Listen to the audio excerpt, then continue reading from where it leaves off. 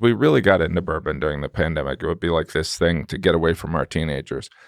And I remember at one point she goes, "You're now ruining the one thing that we had together," because we had to sample make it for work. 20 samples. And she's like, "Can't we just enjoy quality bourbon? Why do we have to try all of these?" You said, because in my future, I have a bourbon set coming up, and Yes. I've got a lot of jokes to write. It was still. just a twinkle in my eye at that point.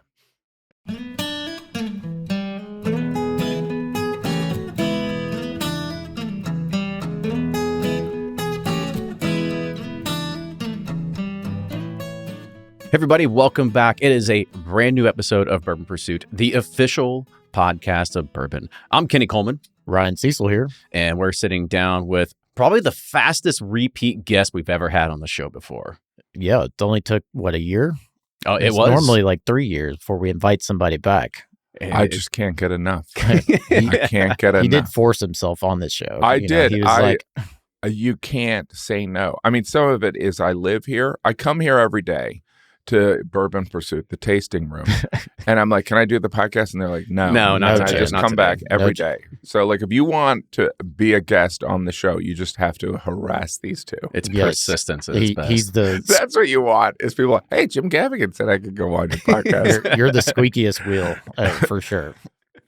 Well, as you heard his voice right there, we're sitting down with the one and only, undeniably funny, Mr. Jim Gaffigan. So welcome back to the show. Thank you so much, you guys. And I am a true fan of the podcast, but more than that, I appreciate how instrumental you guys have been in my own personal bourbon journey and the knowledge that I've acquired. I still have a lot to learn. That's what's annoying. It's like there's every step of the way you're like, "Oh, I don't know that much. I've never even heard of that brand." If it makes you feel any better, we fake it all the time. We do a Friday episode, and every single time, I can't pronounce half the words that come out of there because of different rye strains and whatnot. Yeah. But yeah, it's a continual evolution of just learning, and it doesn't stop. It's very humbling. That's why we're 10 years into this podcast, and we still have to talk about this. And you're day still day in pursuit.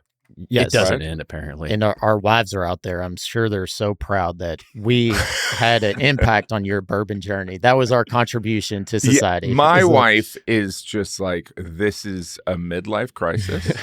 I describe it as I'm mentally ill. That's what I describe it. I go, I got into, gardening and bourbon during the pandemic. And what I learned is no one cares about gardening. So, So you didn't start a vegetable farm or like... I did. I mean, well, I am really insane with my gardening. And, I do have this fantasy of growing my own corn and rye and barley, barely.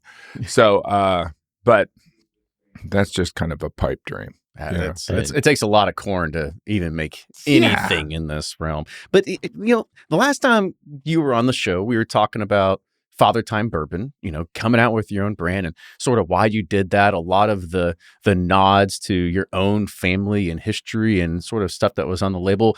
For people that haven't listened, I kind of just give a quick recap of sort of like what you've been doing the past year of launching that label. Yeah. So my journey to where Fathertime ended up existing is being in the entertainment industry. You're approached occasionally, so the celebrity spirit thing was always kind of milling around. I always thought it was icky.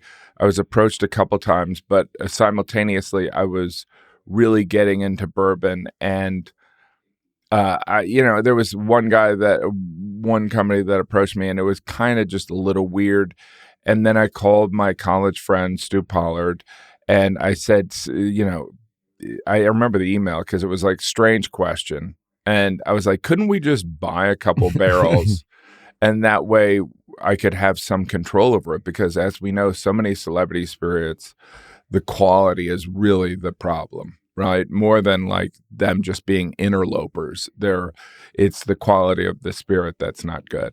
And so Stu was like, yeah, you might end up with a bunch of bottles that no one wants. And I'm like, but they're going to be bottles that I like. So that's where that came. And then, now I'm just, drowning in the bourbon obsession, and in this stand-up set, I kind of talk about this obsession of just bourbon and just the world of bourbon. And even when we did the initial thing where you guys were helping me learn about bourbon, it was the Idiot's Guide to Bourbon.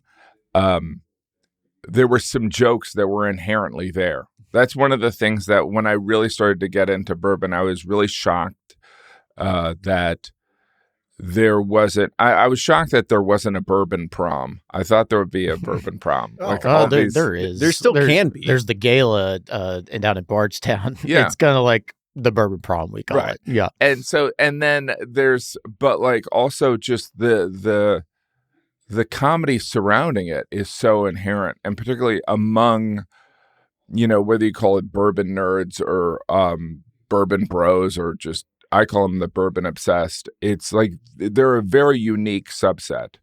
But when I was going to do this bourbon set, and I call it a bourbon set because it's not a special, like a special is an hour, but like this, we're talking about such a niche, small segment within even the spirits industry that I knew that I wasn't going to be able to go to Netflix or go to Amazon or Hulu and say, hey, how about this special that will appeal to, 8% of the population. Out of shape guys between the age of 30 and 60. You know what I mean? That sit on YouTube and watch people hunt liquor bottles. Yeah. What do you think, Netflix? So it was one of those things where I really kind of ended up thinking it really truly is a passion project. So I never even approached, and I would come up with bourbon jokes, like you guys came to the Lexington show, and what, closer to, usually in the Southeast, all the bourbon jokes work. But like, you go to some parts of the country, and if you get beyond 10 minutes of bourbon jokes, people are like, excuse me, we're not interested in like, this. the voice you do in comedy shows, like where you're trying to say what people are thinking. Yes. And they're thinking like, stop with the bourbon jokes. Absolutely. Jim. So it was like, oh, what's he doing? So I knew that if I was going to do it, it was going to be for such a small, specialized audience. But also, I do love that bourbon American whiskey community. I think it's just a like-minded set of nerds that are, and it's either this or we have an affair on our wives, and it's better that we do this, right? Yes. It's a flip of a quarter, but that'd definitely take your side.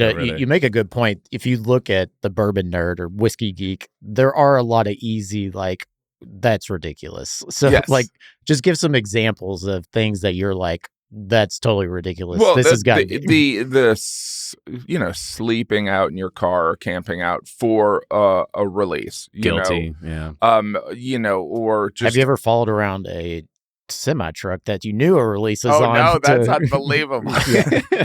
Well, the thing that I'm guilty of is my wife and I have a very kind of, we're totally honest, but I have definitely.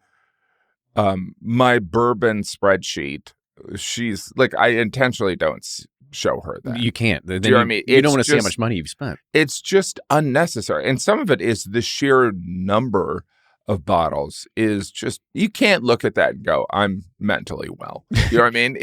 But I could say that you could make the argument that you don't need 20 purses or 20 pairs of shoes or 20 summer dresses. So I think it's like bourbon's kind of like that, I'm probably throwing some. I was about to say, you realize your wife's still in the audience. My wife's still right out there. now. Sorry. Okay. I forget that she's here today. But anyways, I think it's relatable though. But I think even with the purse, there's a functionality to it. That's true. Whereas that 1 year of Parker's heritage that you have, I don't know if, and I struggle between, because you also don't want it to just be a museum, right? You want it to be where you're learning and educating yourself on different tastes. It's so fun to taste like a Dusty and stuff like that. But there is also the collectible, the rationalizing of it's an investment is an ongoing piece of denial. But I think it is a good investment. I think it's a good investment. I can't tell me like business relationships, ideas, this and that. that have led to something because of being around, that special bottle of bourbon. Yes. So that's how I'm going to justify it. And I just am so obsessed with the overlap of storytelling and how important that is for bourbon and the entertainment industry, and how so much of it is absolute lies, which and I love how there's an awareness. Like, there's no kind of like Elijah Craig is the father of bourbon. Not really. You know what I mean? Like, we all know. The first to light barrels on fire, and they magically survived. And yeah, we don't, no one's like angry at Heaven Hill, but they're like, there's a collective, like, that was a smart one. Do you know what I mean? And that's how comedians are similar. Like, you got you're the first one to do that topic. It's like, why didn't I think of that joke? That's what some of the storytelling that exists in bourbon and I think also similar. I love this sense of community, which sounds corny. Like, you see on Instagram, people after they go to KBF, they're like, it's because I could see my friends. But there is something true about that. And that sense of community. And I kind of talk about this in my Bourbon Set, but like, I think men need that. I think men need an excuse for community. Maybe this statement sounds sexist, but I think women are more social. Men are like, need a reason. So it's like, we have to be fishing, or we have to be hunting, or playing golf, or sharing 138 proof bourbon with our friends on a Tuesday night. Yes, just not picking up the phone and making the phone call and being like, "Hey, let's just talk for a little bit." Yeah, that doesn't happen. You can't be like, "How are you doing?" Like, what do you mean? How am I doing? What's wrong in your life? It's like among comedians. Like, how's your writing going? So, there has to be a reason. So you've been observing, the bourbon nerd, whiskey nerd, and you talk about the journey. Obviously, you're well into your journey because you have a brand, but where would you say, if you didn't have the brand, you're in the realm of the bourbon nerd? Oh, I'm pretty far gone. Pretty far gone. Like, how many bottles do you have now? Oh, I how many rows is the spreadsheet up to? I can't. There's a lot. And it was so smart that every city and tour you do, you're like, if you're a local bourbon company, bring us your bottles. Well, some of it is, the touring has facilitated a sped up thing. So because as I tour, I can say I'm in Pittsburgh, I can invite everyone from all the distilleries from that area, and there's these amazing the craft distillers, or the people that are even they're not producing their own, but they're doing a finish on a bourbon. I learn from all these guys, but I do get bottles. So like, there is like, I am a bottle whore. You know what I mean? Like, it's R&D is what we call it. Yeah, it's like, but I also say, my kids, they're gonna be fighting over my bourbon collection, or they're just gonna call up Unicorn and go see what we can get. It was like, we got at least $100 in either bottle around here. Yeah. So, but yeah, the touring around and meeting local distilleries, I think, was really important for propelling my interest, and because they're all bourbon nerds, right? They're all kind of, whether they had an idea, like whether it's Garrison or High West, it's like there's a consistency of boldness behind these stories, and some of them are wealthy people, and some of them are just some guy, like there's a guy, Chattermark in Boston, a lot of veterans, which I think is really interesting. But the stories are very similar, and the passion behind it is also similar to the entertainment industry. Like, you're not going into this to make a killing. You're going into this because you kind of have to. Does that make sense? Like, it's a passion that on paper doesn't necessarily make sense. You hopefully aren't going to bankrupt your family, but the expectation of Diageo coming in and buying your brand is very slim. I know that was the idea. Like the big, the heritage brands buying a smaller brand, like a craft distiller or whatever, I think of that as kind of the comedians getting sitcoms. Like that used to be a big thing. And now I don't think that, I mean, you guys wouldn't turn down someone buying Pursuit if it was the right check. Right? We'll answer the phone call. We'll start there. We'll start the conversation. But that's an interesting thing, because you look at what is happening with Dickel and, you know, some of those other Diageo brands where they're kind of closing them up. And it's like, you wouldn't want Pursuit to disappear, would you? I mean, depends. Has the check cleared yet? Yes. It's like, depends what kind of pile of money I'm sitting on. We'll let it close down and buy it for pennies on the dollar later. Oh, yeah. Yeah. Yeah, that's true. Right. So as a part of building and growing inside this journey, I mean, you've had to start collecting the ideas for the material that's going into this set. I know we talked about passion and finding these craft distilleries. Obviously, that doesn't make for something absolutely hilarious. So how did you find any of those niches that you said, like, I can turn this into a bit? Yeah, I mean, it was hard. Some of it is... like, how much can I poke fun at the bear until I get revolted Well, against? some of it is, you know, it's more...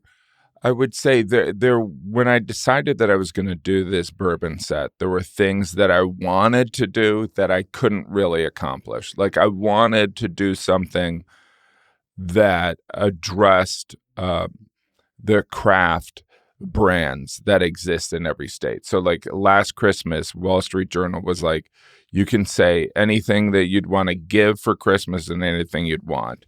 And I said that I'd want to give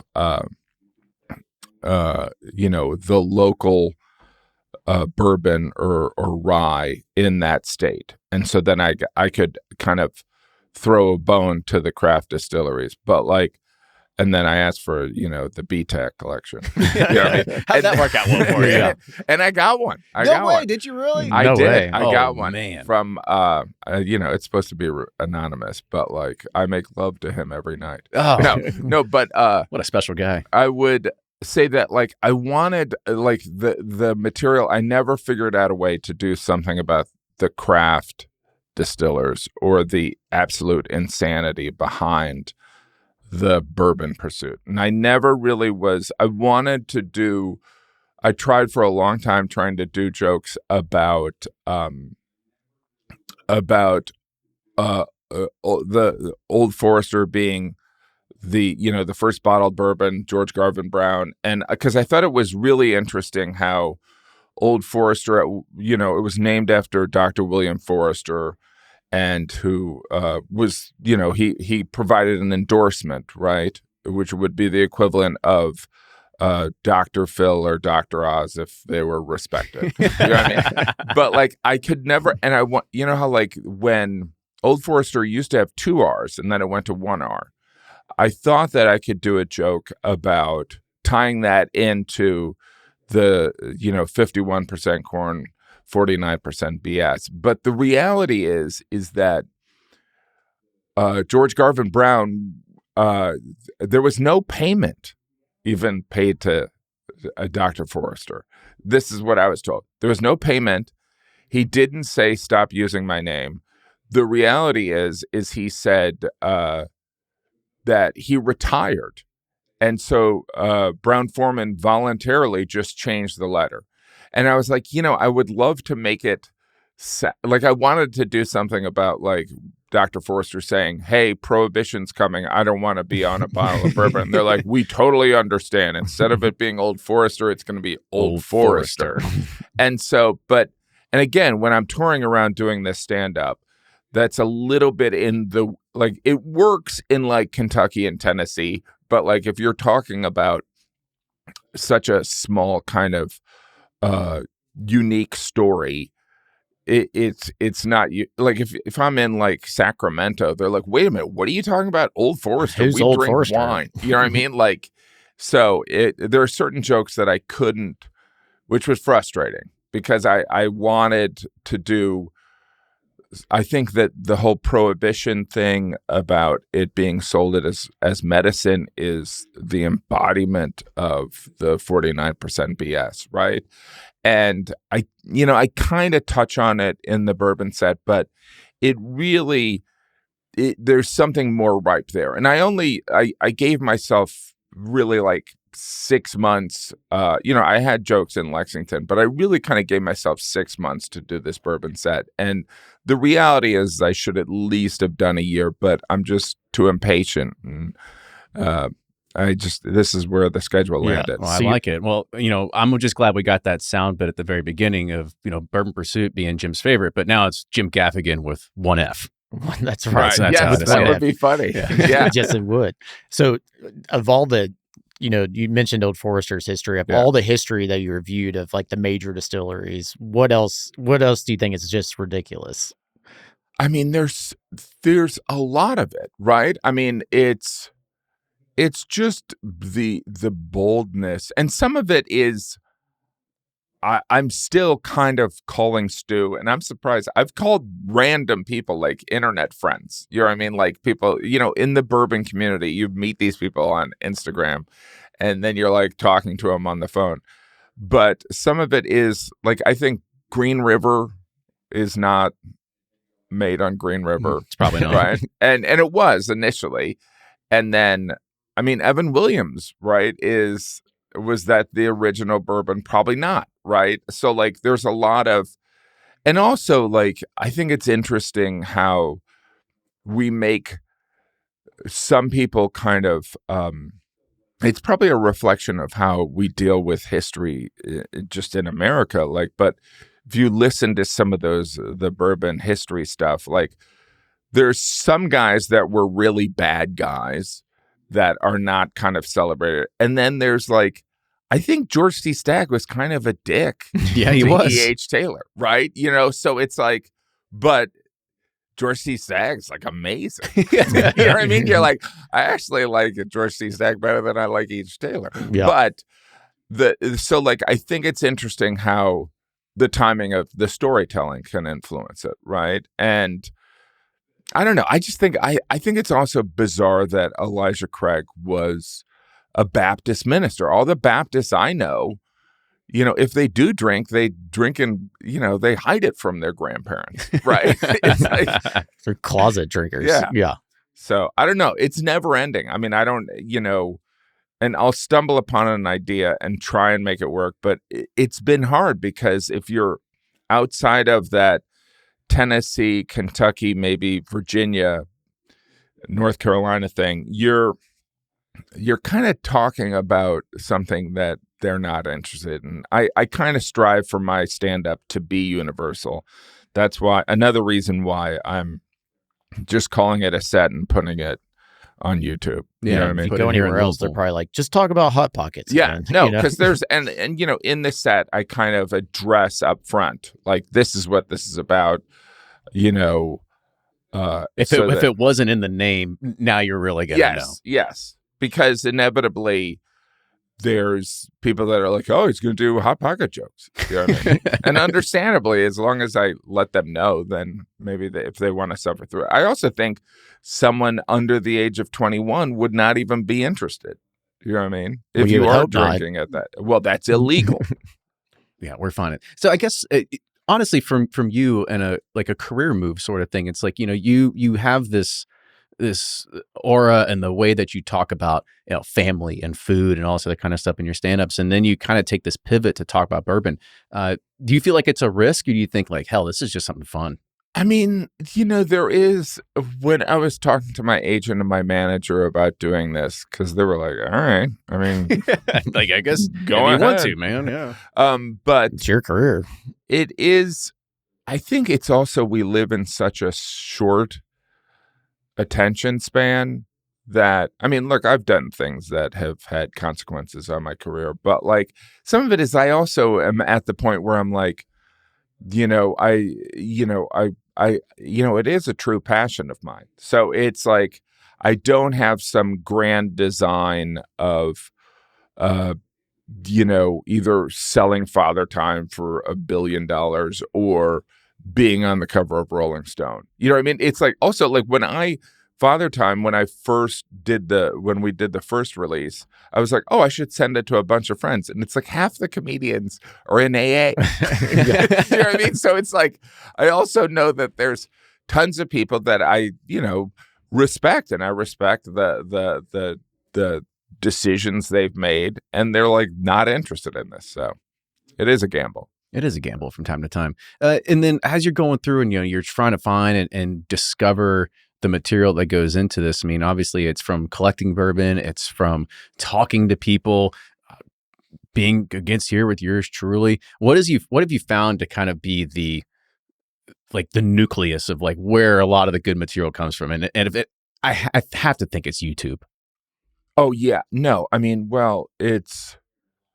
I think when I was in Lexington, I had my thing about Bruzel, right? Yes, and without saying Bruzel, we were there. too. We looked at each other, and we were like, "He's talking about Bruzel." I mean, I did it. I did a show in, I think, Birmingham, and he came with his wife, and he loved it. He loved it, and I think I also do address the fact that the absurdity of it. I mean, that's what's so amazing about the bourbon hunting and what TJ does is it is absurd, but he's great at it. It's entertaining and it's informative. I mean, and he has his opinions, because if he didn't have his opinions, there wouldn't be. I don't think it would have a complexity to it. You know what I mean? And he creates a good tension. Yes, and I think it's interesting. Because there is, in the bourbon community, there's an openness and a kindness, and he's a little bit. And by the way, he's the way he engages people. Like if you've watched some of his videos, it's like he'll meet somebody at a tasting thing and buy them a bottle. He goes, "I'm getting you this bottle." So like he's very generous, but like there is a certain kind of decisiveness that sometimes you wouldn't find. So like even when I met you guys on the first time we did the An Idiot's Guide to Bourbon, like you guys were very generous with me, whereas like I think that Bruzel is kind of like, yeah, this is trash, you know what I mean? And you know what I mean? And the thing is what's amazing among other and I think it's the wrong word to call them bourbon influencers, because I think they're bourbon fans. You know what I mean? It's like there's also, it's not like they're motivated by commerce. I think they're motivated by a certain civility, right? And that's not to say that TJ doesn't have that. It's just fascinating and it's fun. He's the Howard Stern of bourbon. I'd like to think that. Yes. And so now that you have your own brand, do you find yourself like scouring YouTube or Instagram to hear what people like are saying about your stuff? And does it make you feel insecure? Some of that is the entertainment industry, I think, kind of prepped me for not engaging that or not giving weight to it. Like the thing with Fathertime that Stu and I knew going into it is that it is it's not a low price point. And some of that was so that we wouldn't lose money, but some of it was also we want to take money and so like our desire is, and I think it's very good, but it's like also, but I know that like we would never win if an influencer got a bottle of Fathertime, they would say they would have an issue with the price point. Now, that being said, it's like I have tried many bourbons that have a much higher price point and many bourbons that have the same price point, and I think Fathertime's better. But so some of it is, I'm aware of that. Yes. So I'm aware of, and I'm also deeply aware of the whole celebrity angle, which is this interloper that is just, I remember when I was talking to Julian, he goes, if Peyton Manning is going to get into bourbon, why can't I be a quarterback? There you go. It's like, it's so funny because it is so true. But hopefully what I've communicated and maybe even I can accomplish some of it in this bourbon set, is that I'm, and I could show you the money I've spent on bourbon. So this is not a cash grab. Like, there's no money. Show us the files, Jim. Yes. Release us your your P&L. spreadsheets. Yeah. So it's, I also am mad because I never really got to delve into, but this would have been so into the weeds talking about the dusty thing. Because, like, the dusty thing is... That's even more of a niche of a niche. Yeah, that's a niche of a niche. And that's where... But it reminds me also of, like, when you're a teenager and you become friends with people. Like, when you're a teenager, you're like, oh, this guy's got beer. You know what I mean? But with bourbon, you're at some bourbon event, and it's like, this guy's got, he's got some Seagrams from 1941. And he wants you to taste it. And you're like, well, he's my friend now. He's elite status now. Yeah. So it's the coolest guy at the party. I love that stuff. But there is something about the dusty stuff that I wish I could have captured but I'm kind of new to the dusty stuff. But what's the best dusty you've had? I don't know. I mean, I hopefully not the Seagrams. No. But you know what? The Seagrams wasn't bad. Yeah. I would say the best I've had is probably one of the best bourbons I've ever had is Old Crow Chessman. Oh yeah. Well, yeah. You know what I mean? And it's hard to beat that. It's just way to be really different, Jim. I'm kidding. Then choose the fan favorite. Yeah. No, I mean, I know that's also, and in full disclosure, I did, that's doing research. And then I was like, all right. Because initially I would see it on Unicorn and I'd be like, well, that's a stupid looking bottle. Why is it $1,000? And then, but I did try it. And I was like, yeah, it's amazing, but like, I mean, there's, and I try and touch on there's the casual drinker, like there's your 5 bourbons, right? I try to do a joke about that. And I mean, that ended up in, but like you recalibrate, right? You recalibrate how you're drinking, right? I mean, again, you guys are tasting and spitting a lot during the day, and that has nothing to do with their job.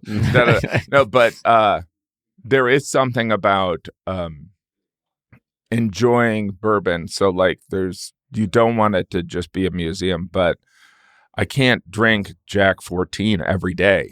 You know what I mean? I feel like it's irresponsible. It's like you gotta spread the love every day. Yeah. Yeah. And so too, you've gotten into single barrel picks yes. like with other distilleries, and you're yes. doing some that are kind of as a part of the set. A part of the set based around yeah. it. So what do you think about doing single barrels versus like picking barrels for your own brand, but working with other brands? And how's that whole process been? I mean, the single barrel thing that we did for the Bourbon Set vertical, some of that was about Old Forester. We got to have a tasting with Chris Morris and Campbell and Mia. It was like amazing. And so we did a single barrel with them. And then when that came out, there were other people that approached me. And, but some of it was like, I also wanted the vertical or whatever you'll call it, is these single barrels to come out when we were shooting the Bourbon Set, because as long as I've been in the bourbon game, people have been like, let's do a single barrel, and I was like, I'm trying to sell this other stuff. Yeah, I was like I don't want to sell your stuff. I got my own egg I gotta cover here. But I thought it would be a pretty cool thing for to help out some brands indirectly. Not that it's a huge step up for Peerless to have a Jim Gaffigan's tater sticker on their bottle, but like, at least you admit it's a tater sticker, right? I love the tater stickers. Well, I love them. And so it's the single barrel thing, that probably comes from the nerd collector in me, where I was like, yeah, I personally would love to have these 6 Jim Gaffigan Bourbon Set verticals, and I'll put it in a room and just look at it, because I'm not well. And then your children will have to fight after them. And then my children will just like pour them into Kool-Aid and drink them. Right? I want the Bardstown one. No, I want the Forester. And then so but it is fun, and but it was not realistic for some brands to participate just because they're like, here we are in the last quarter, the most important quarter, like all the bottling is. So it had to be, like Nashville Barrel Company had the capability to do it.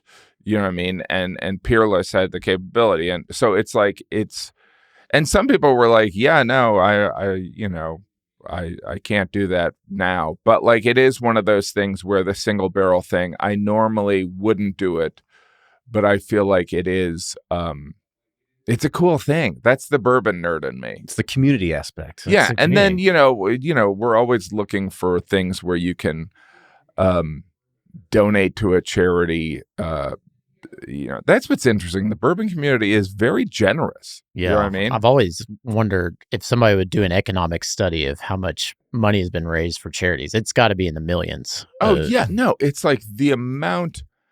And there's also the bourbon nerds. I think they're maybe latent gamblers. You know what I mean? So like the auctions, is it 270? What is the give 270? Give 270, yeah. And which is great, and those guys are great. And it's like you look at it and you're like, you know what? I wouldn't mind the whole vertical. It's what, $50? Sure. And it goes to charity? Yeah, that's my excuse. $50. You got into this about 8 years too late, because I used to spend my Thursday, Friday, Saturday nights they would tie the raffle to Powerball ticket. And so if you had like the actual red number, the red number, you would win the bourbon raffle. And so, because you would be like, oh, I can put $20 up and win a George T. Stagg or a Willett Family Estate. And it was amazing.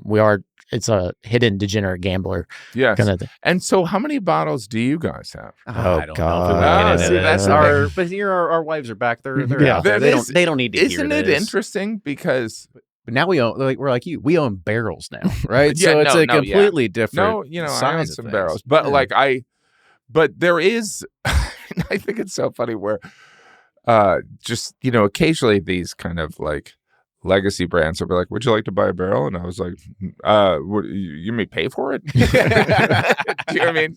But they're so used to like super rich guys just buying a barrel and just. It's just, but I think it's them, they get to have their bottle of Makers, right? And, but then again, it's like that makes more sense than starting your own brand, right? It typically does, but you followed the path that we all did. It's part of the progression. Yeah, we really love something, we find it a hobby, then we turn it to 11, and then we realize that we're in too deep now. We can't turn around. It's so funny when we were, because my wife and when we were tasting for the first batch of Fathertime, and now we're on like the fourth batch. And when she was tasting it, because we really got into bourbon during the pandemic, it would be like this thing to get away from our teenagers. And I remember at one point she goes, "You're now ruining the one thing that we had together," because we had to sample make it for work 20 samples. And she's like, "Can't we just enjoy quality bourbon? Why do we have to try all of these?" You said, because in my future I have a bourbon set coming up, and yes. I've got a lot of jokes to write. It was just a twinkle in my eye at that point. That's how it always starts, though, right? It's just one thing after the next, and so now you've got the brand. You've got a bourbon set coming up. Yes. And you're doing the single barrel picks. What other things do you have in mind for Jim's bourbon story here? Gosh, I don't know. I mean, I was saying this to Stu last night that, well, first of all, I have everything I want. Like, I don't. Oh, good. Well, let's just go ahead and cut it off now. Ladies and gentlemen, we had a great time. No, but I don't,